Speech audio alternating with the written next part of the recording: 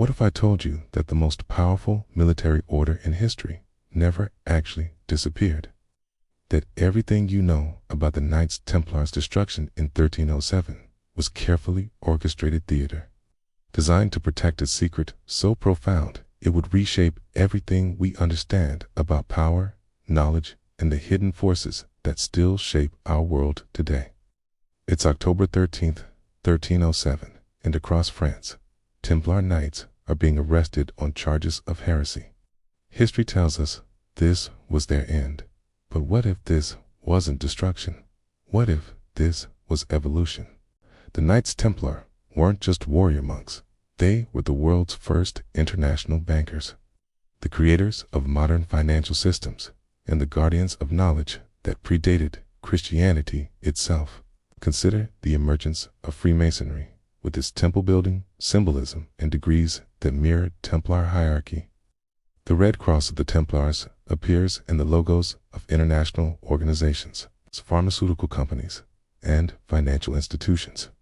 The same geometric patterns that decorated Templar churches show up in the architecture of central banks, government buildings, and corporate headquarters. The octagonal design of Templar chapels, representing the intersection of earth and heaven, appears in the structure of modern institutions of power. Consider how certain banking practices that the Templars pioneered, letters of credit, international monetary exchange, compound interest, suddenly became standard across Europe, as if someone was systematically teaching these advanced concepts to select groups. International law, global financial systems. The concept of diplomatic immunity, structure of multinational corporations. These innovations all trace back to principles the Templars developed during their official existence.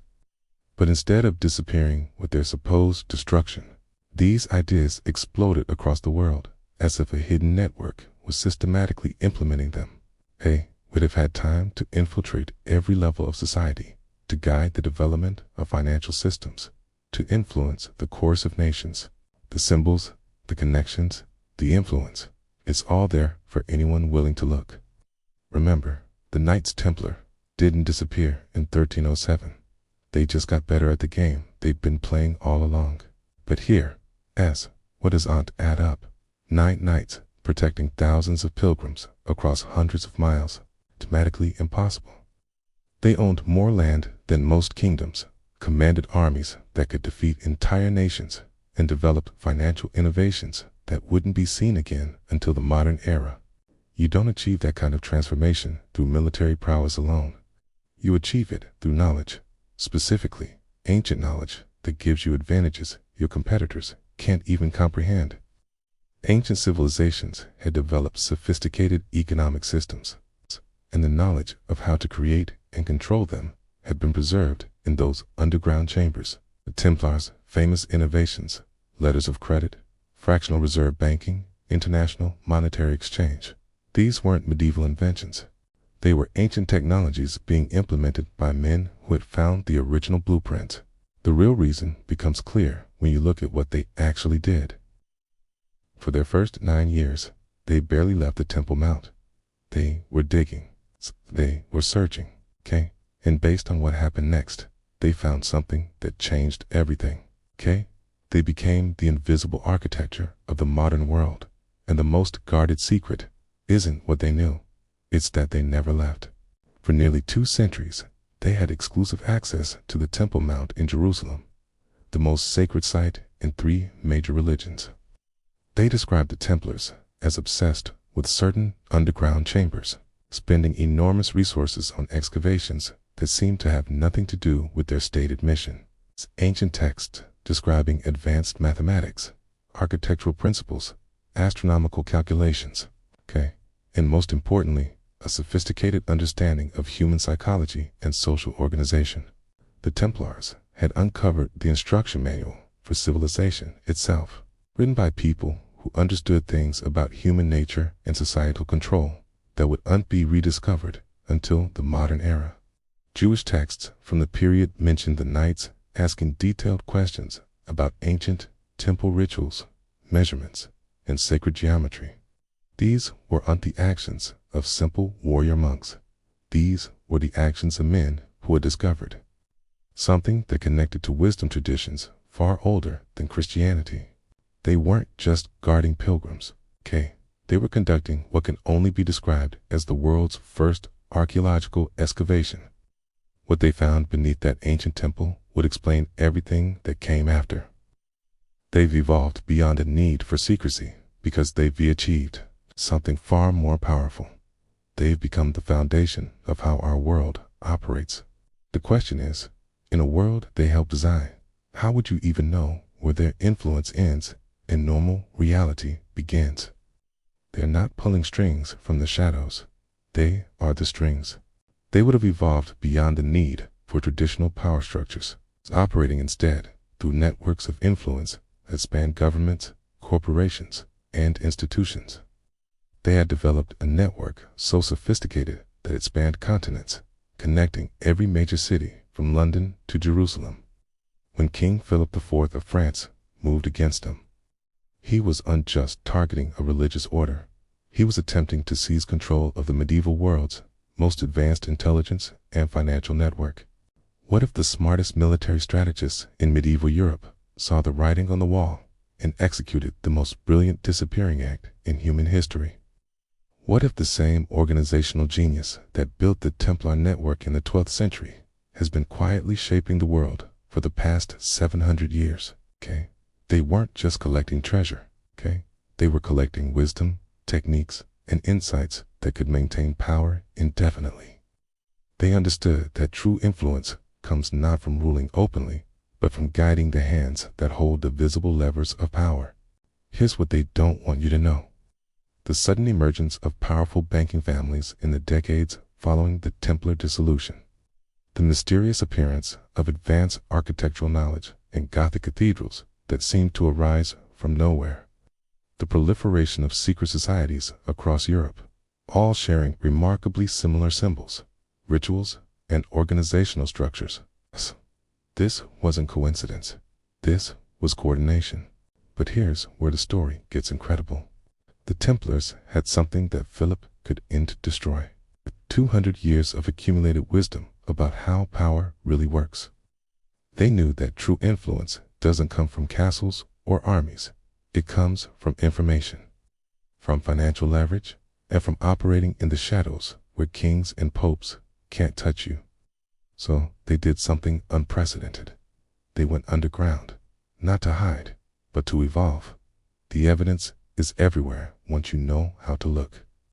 Consider the Knights Hospitaller, who conveniently absorbed many Templar properties and members. But the most compelling evidence isn't in medieval documents. It's in the modern world. The symbols are hiding in plain sight. Think about it.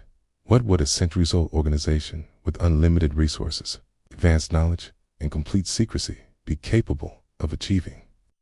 The French Revolution, the rise of international banking, the establishment of central banking systems, the creation of modern intelligence agencies. What if these weren't separate historical developments, but phases in a much longer game? Here's what makes this more than just a conspiracy theory. The Templars had something that no other medieval organization possessed: a sophisticated understanding of how to preserve knowledge and transmit it across generations. The modern world bears their fingerprints everywhere, okay? And here's the most intriguing part. They're not hiding anymore. The next time you see a red cross on a hospital, or notice the octagonal design of a government building, or wonder how international banking became so remarkably coordinated across different countries and cultures, the question isn't whether the Knights Templar survived, but let me take you deeper into this rabbit hole, because the evidence gets even more extraordinary when you examine what the Templars actually discovered during their time in the Holy Land. The Templars arrived in Jerusalem in 1119 with just 9 knights, claiming their mission was to protect Christian pilgrims on the dangerous roads to the Holy Land. Within decades of their arrival, these 9 poor knights had become the most powerful organization in Europe. The Islamic historians of the time wrote about strange activities on the Temple Mount. What they found down there was unjust treasure. It was a complete system of knowledge that had been hidden for centuries. This explains their sudden mastery of banking. The Templars didn't invent international finance. They rediscovered it. The same pattern appears in their architecture. Templar churches and castles display geometric principles and mathematical relationships that seem impossibly advanced for their time. The Templars realized that this ancient knowledge came with a warning. Every previous civilization that had possessed it had eventually fallen because they had used it openly. The knowledge itself wasn't dangerous, but revealing it to the wrong people or using it without proper understanding led to inevitable collapse. The sudden emergence of Renaissance humanism, with its emphasis on ancient knowledge and classical learning. Within years of the Templar dissolution, the Hospitallers had transformed from a simple medical order into a sophisticated maritime power with advanced naval technology, international trading networks, and diplomatic influence that rivaled major kingdoms: the Medici in Florence, the Fuggers in Germany, the Rothschilds later on. All of these banking dynasties appeared with seemingly magical knowledge of international finance, as if they had access to instruction manuals that other people didn't possess. Their techniques, their organizational structures, understanding of how to manipulate currencies and governments, all of this mirrors the systems the Templars had developed centuries earlier. This was unnatural evolution. This was the systematic transfer of knowledge and resources from one organization to another. They provided a forum for sharing not just social connections, but technical knowledge, business practices, and philosophical ideas. The Templars had realized that the future belonged not to knights and nobles, but to people who understood commerce, technology, and information. The Red Cross appears in the logos of Johnson & Johnson, the American Red Cross, countless pharmaceutical companies, and international aid organizations. How do you maintain influence across multiple generations? How do you preserve knowledge and transmit it effectively? How do you adapt to changing circumstances while maintaining core principles? The CIA, MI6, the Mossad, they all use techniques that the Templars pioneered. Compartmentalized information, need-to-know protocols, the use of legitimate organizations as cover for covert operations, preserve medical knowledge, establishing hospitals and developing treatments that were far advanced for their time. Today's pharmaceutical companies don't just use the Red Cross symbol. They operate using distribution networks, regulatory strategies, and influence techniques that mirror Templar methods from centuries ago. The Templars were on just history's first international intelligence network. They were the template for every intelligence organization that followed. It's the answer they developed: decentralized networks, symbolic communication, and invisible influence has become the operating system of the modern world. They became the operating system of human civilization, the invisible code that runs underneath everything we consider normal. And the most closely guarded secret is what they discovered in Jerusalem. It's said they never stopped using it. The octagonal design shows up in the architecture of central banks, government buildings, and corporate headquarters around the world. The question is, what does it mean to live in a world where their influence is so complete that we could unimagine any other way of organizing society? Welcome to the Templar world. You've been living in it your entire life. Templars established some of the first institutions of higher learning in Europe, creating educational networks that preserved and transmitted knowledge across national boundaries. The Templars learned that the best way to preserve something is to make it seem normal, to integrate it so thoroughly into everyday life that people stop noticing it's there. They didn't just survive, they became the invisible foundation of modern civilization. Today's universities, with their emphasis on research, international cooperation, and the creation of educated elites, are direct descendants of Templar educational philosophy.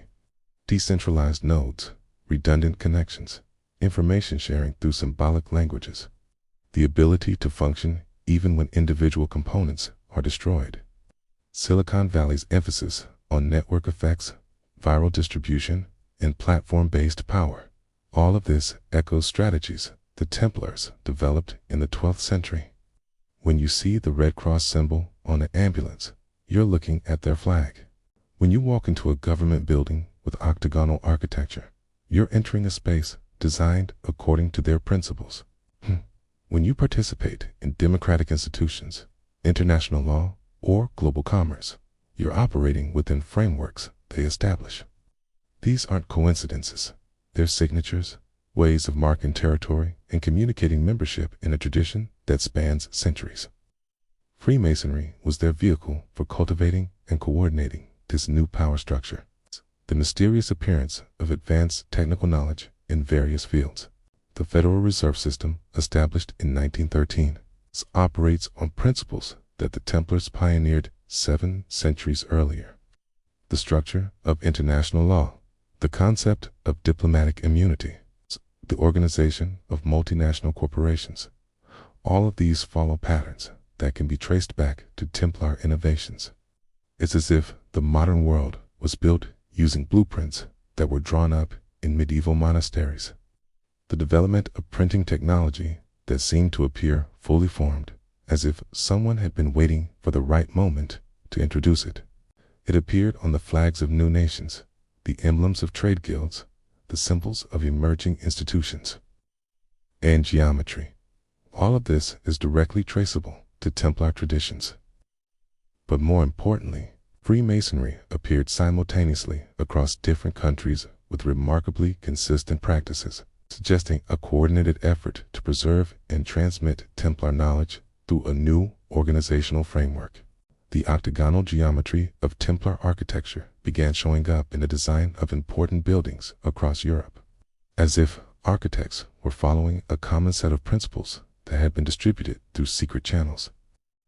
The rapid spread of university systems across Europe, all following remarkably similar organizational patterns. The Templars had discovered not just how to build advanced societies, but why those societies always self-destruct. The octagonal design of their chapels, the precise ratios in their construction, acoustic properties of their meeting halls, all of this suggests access to architectural knowledge that had been lost to the general population, but preserved in hidden texts. They weren't being destroyed, okay? They were implementing the most important lesson from the ancient texts. True power survives by never appearing to be power at all. They had learned that the most effective way to guide civilization is to become invisible within it, to influence without ruling, to shape without appearing to shape. They weren't just building structures. They were encoding information into stone, creating physical libraries that would survive even if the written knowledge was destroyed. But here's where the story becomes truly extraordinary. This is why they went underground in 1307. The evidence of their survival and continued influence becomes overwhelming when you examine what happened in the decades following their official dissolution. Consider the Knights Hospitaller, who didn't just inherit Templar properties, they inherited an entire operational framework. The same pattern appears in the emergence of powerful merchant families across Europe, but the most compelling evidence lies in the symbolic language that began appearing everywhere. After 1307, the Red Cross of the Templars didn't disappear. It multiplied. Freemasonry provides perhaps the clearest example of Templar continuation. The symbols, the rituals, the organizational structure, the emphasis on building the Masonic lodges became meeting places for the emerging middle class, the merchants and professionals who would reshape European society. Fast forward to the modern era, and the fingerprints become even more obvious. The symbols are everywhere once you know how to look. But here's what makes this more than just historical curiosity. The Templars solved a problem that every power structure faces. The internet itself follows Templar organizational principles. Consider how modern intelligence agencies operate. The pharmaceutical industry provides another striking example. The Templars were among the first to systematically study. Even the modern university system bears their mark. But perhaps the most remarkable aspect of this continuation is how it's hidden in plain sight. The next time you use a credit card, remember that you're participating in a system the Templars created. The Knights Templar didn't disappear in 1307. They evolved, adapted, and ultimately achieved something far more powerful than medieval kingship. Its question isn't whether they're still here.